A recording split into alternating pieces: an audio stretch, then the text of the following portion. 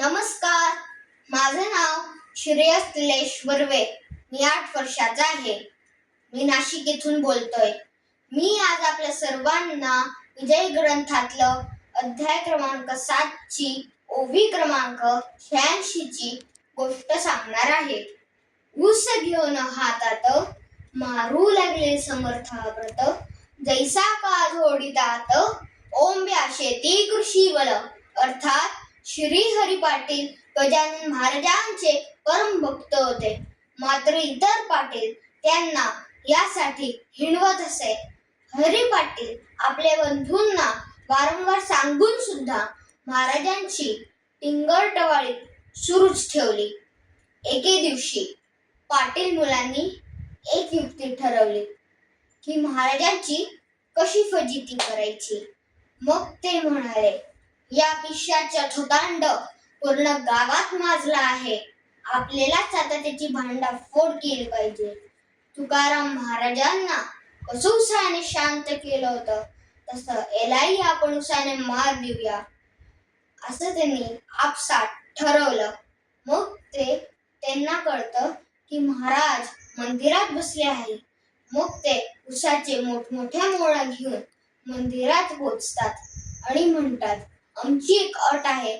आम्ही तुला या उसाने मारूया, पण जर तू खरा योगेश्वर असशील तर मग तुझ्या अंगावर एकही बळ असणार नाही, असं ते म्हणतात.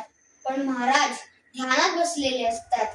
मग हे सगळे प्रकार बघून तिकडचे लोक पळून जातात.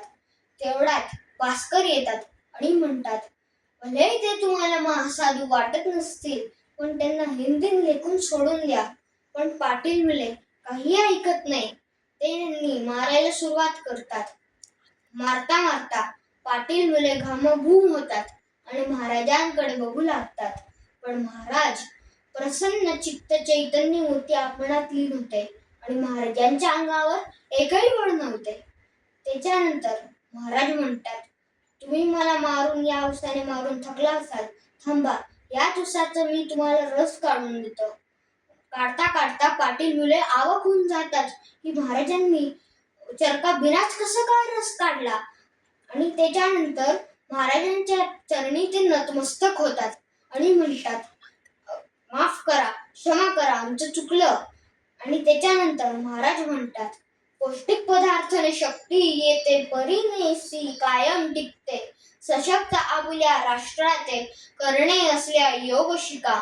म्हणजे आपल्याला दिवसातून 1 तास योग केला पाहिजे. त्याच्याने आपलं स्वस्थ आणि शरीर चांगलं राहतं आणि आपलं आरोग्य व राष्ट्र बलवान होतं. तर मग धन्यवाद. गणगण गणात होते.